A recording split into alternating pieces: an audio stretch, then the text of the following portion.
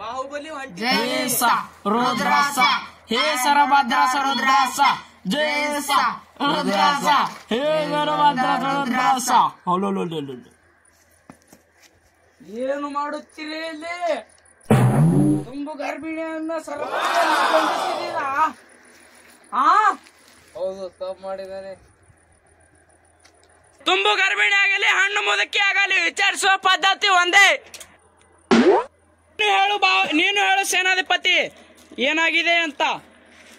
ಅಲ್ಲಿ ರಾಜಭಾಗದಲ್ಲಿ ಬಾಹುಬಲಿ, ಇದೇನು ನಿನ್ನ ವರ್ತನೆ?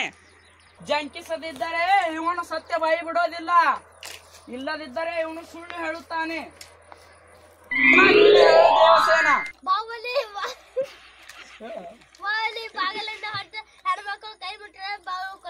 ತಪ್ಪು ಮಾಡಿದ ದೇವಸೇನ. ಹೆಣ್ಣು ಮಕ್ಕಳ ಮೈ ಮುಟ್ಟಿದವರು